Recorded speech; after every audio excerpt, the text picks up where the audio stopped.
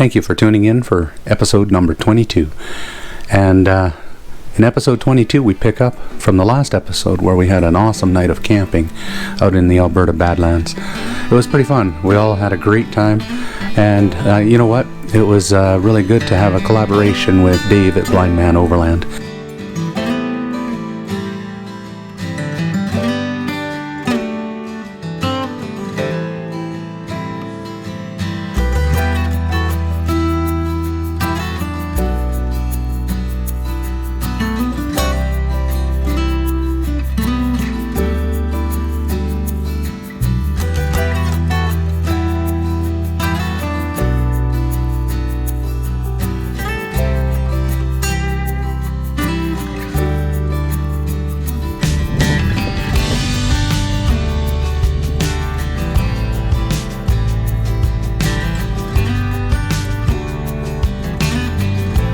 Yeah, you're right on the edge there.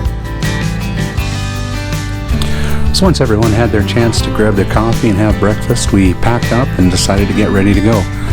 But we had to take a group photo first. It was kind of neat. There was lots of scenic scenery around us, and it was kind of cool to have a couple different vehicles on the trip. And it was great. Thank you, Dave, for showing us this awesome campsite.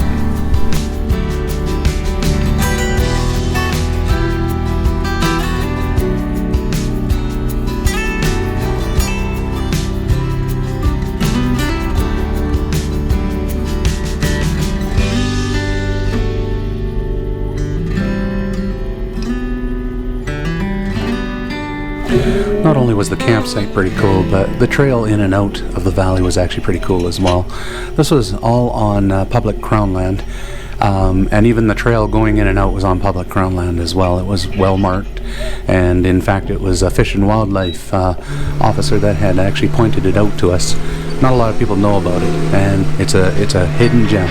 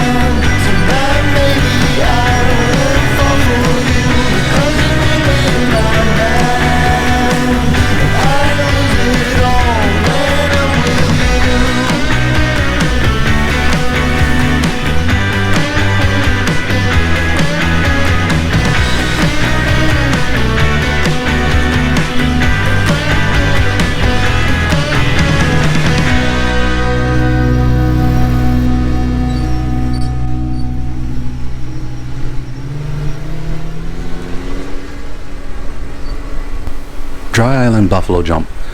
It's a place not a lot of people, other than say maybe somebody who's local, have heard about it. I've brought it up with a couple of people, and they had mentioned they had never heard about it before. So it's kind of another hidden gem of a provincial park that's right here in our backyard in Alberta. It's really cool. It's like a whole other world when you get there. There's lots to explore, and tons and tons of history behind the whole valley. Anyways, it's roughly about 91 kilometers away from Red Deer, or about 75 kilometers from Innisfail.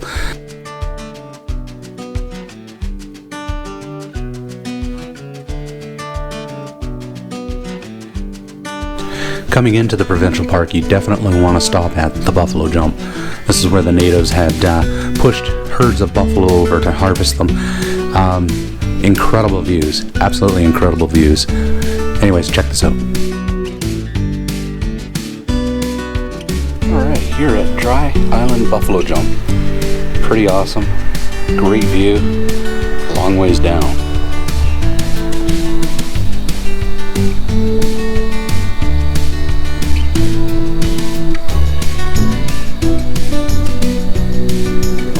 This one's pretty cool. Right now I'm standing at a place called Dry Island Buffalo Jump. If you look behind me, that's Dry Island. If you look over here, this is the Buffalo Jump. The natives would drive buffalo over this to harvest the, obviously the buffalo that would fall to their impending doom on the bottom. Dry Island. A lot of people call it the island that never was.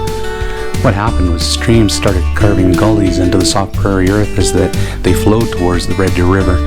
Over thousands of years, one of these gullies became so wide and deep that part of the prairie became an isolated hill, or what they call a mesa.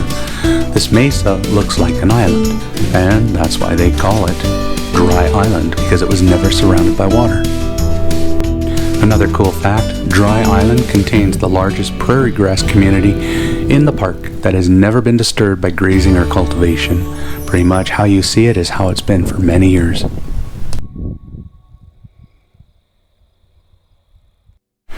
Well, it was time to actually go into the valley and do a little bit of exploring. It was a nice sunny day, which was in our favor. They close the road when it's rainy out. The reason being is the soil contains a lot of bentonite, which when it's wet becomes very, very slippery. So the road has a lot of steep angles going in and out of the valley. Add to that the fact that it becomes very slippery when it's wet. People get trapped in the valley. They're not able to actually drive out. So it was kind of neat that we had the opportunity to drive in to use the day use area.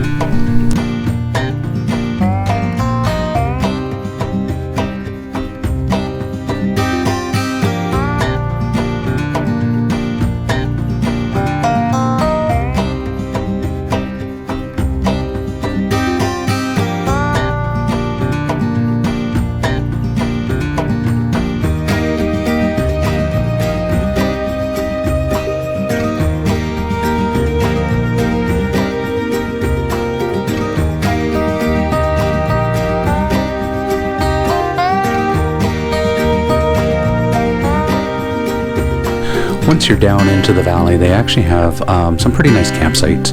They have fire rings, firewood. They even have a boat launch area, so you can actually launch a boat into the Red Deer River. The thing is you cannot stay overnight. They're day use only, which is kind of cool. And there is a lot of amazing areas that you can go hiking down in this valley.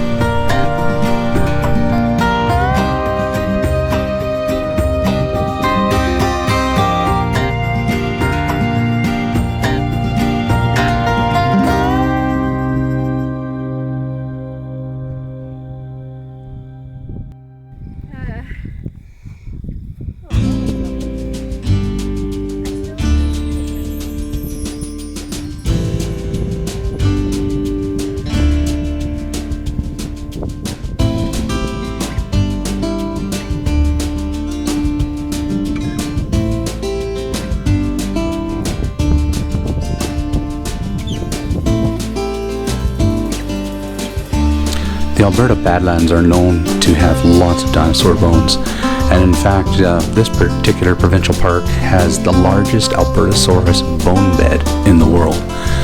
That's pretty cool. When you look at some of the rocks that we're walking by, it makes you wonder if sometimes they're not part of some sort of a bone discovery waiting to happen. There's some pretty cool rock structures that were out there. It was absolutely amazing and exhilarating to actually hike in this area.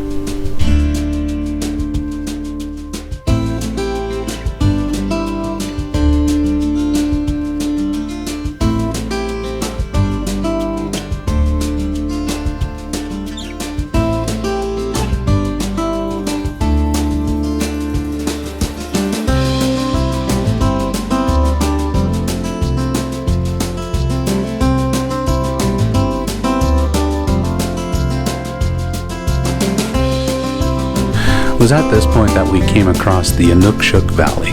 Well, that's what I call it anyways. It's pretty cool. It was actually kind of captivating how all of these Anoop were made.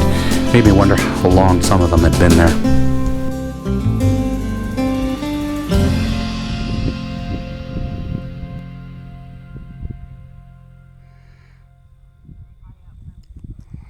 Hey, pretty boy. You look pretty in there.